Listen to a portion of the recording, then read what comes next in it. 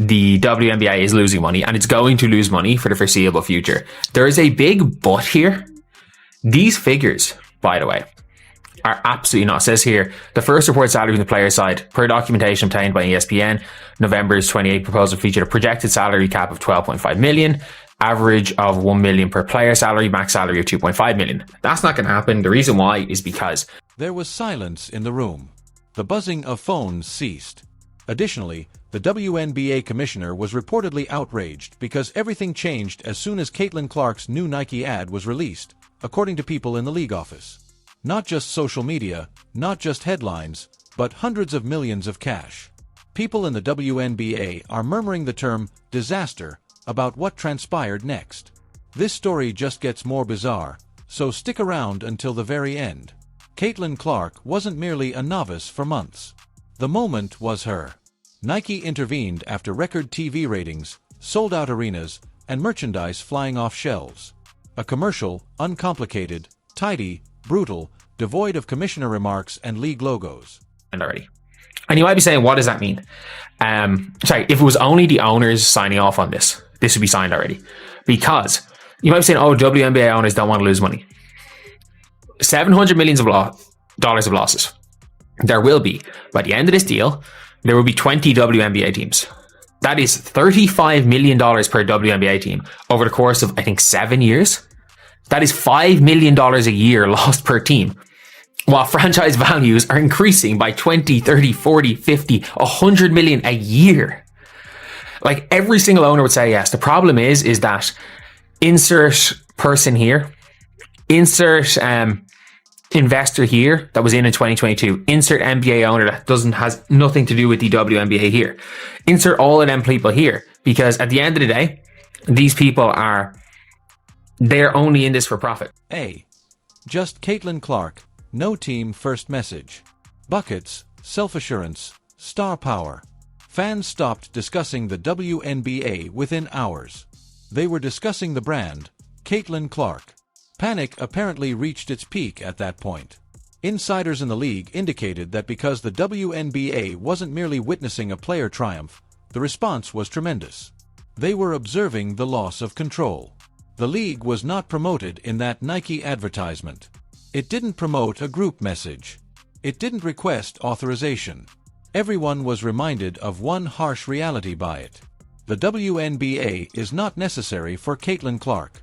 Caitlin Clark is essential to the WNBA. And that fact made those at the top incredibly uncomfortable. Then came the idea, which sources said was intended to safeguard the league. Income reorganization, more stringent sponsorship regulations, and more stringent guidelines for personal branding. It appeared to be power on paper. In actuality, analysts cautioned right away that it would cost the league's long-term growth up to $700 million. Why? Because your greatest attraction is not confined. You don't silence the voice that attracts new followers. And when the world is finally watching, you most certainly don't slow down. Fans were aware of the proposal's advancement, though. Do you feel more comfortable that I could maybe dunk in a few weeks or get better at shooting? In a few weeks? Oh, boy. Is that what we're calling that? All you need is a few 30 weeks? days. 30 days. 30 days what I'm going for. I told him he had to lose at least 20 pounds and get the technique down perfectly. I think you need to start with like a tennis ball. Then you get the tennis ball, you go to like a volleyball, then you go to a basketball. I mean, don't ask me. I obviously don't dunk. Are you dunking? Heck no. I could maybe like grab the rim, but like I just shoot threes. The response came right away. Social media took off. Why penalize the sole reason I'm watching? Give up undermining your own shine. This league has an allergy to achievement. Players from the past offered their opinions. Leadership was questioned by media figures. In private, sponsors began to reconsider upcoming agreements. Caitlin Clark remained silent throughout it all. No tweets, no interviews, no clapbacks, just hoops. And for some reason, that quiet spoke more than any words. For the league, here is where things get really scary. Experts in marketing started dissecting it. There was more to Caitlin Clark's presence than just money. She was valuable in the future. Young admirer, worldwide reach, and new demographics. Additionally, the money does not vanish if the league is perceived as being antagonistic to its own star. It leaves for sponsorships, brands, and platforms that are not under league control. That is the source of the $700 million nightmare. Years of lost opportunities, not just one trade. A lot of money, or like it's not a lot of money.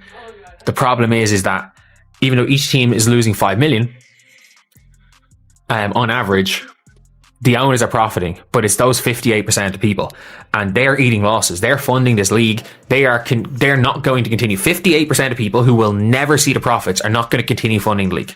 And that is the situation we're in, is that I don't think people realize how dire straits we're in, is that the 58% might literally dissolve the league. It is better for the 58% to dissolve the league because as long as the league's not profitable, franchise values doesn't matter for them. Literally, it is the fact that they sold money off to investors and they expect those investors like the NBA and those outside investors to continue to fund a loss leader. And people are like, oh, they can write it off as taxes. These billionaire owners. Not everything's a billionaire owner. And by the way, people don't understand. It's like, oh, write it off as taxes. You're still losing the money. You're like, oh yeah, you don't pay tax. And I was like, but there's nothing for it. Like, it's not a play thing for these things, for these teams. Nobody just wants to burn money. Nobody burns money.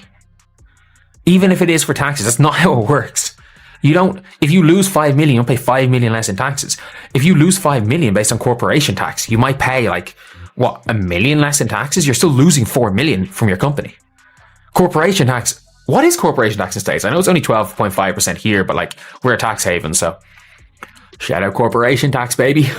Saved me a boatload of money. But yeah, it's one of those things where I don't think people realize just how dire straits the WNBA is in, that we're at a situation now where there is a possibility that they could just say, fuck this, we're done. We're done. We don't want. This is the craziest part. For many years, the WNBA battled to be taken seriously, and they freaked out as soon as they had a crossover superstar. They attempted to control the ocean rather than ride the wave. However, stars are not like organizations. They shift cultural norms, and it was already done by Caitlin Clark. Insiders claim that things are tense right now. Really tense. Because every game Caitlin participates in, every highlight she makes, and every child sporting her jersey only serves to demonstrate one thing. A phenomena cannot be created. Either you accept it or you lose everything trying to maintain control. Here's the actual query. Was the WNBA just takes a chance on its future? Or is this the point at which the league must finally change? Leave a comment with your ideas. If you anticipate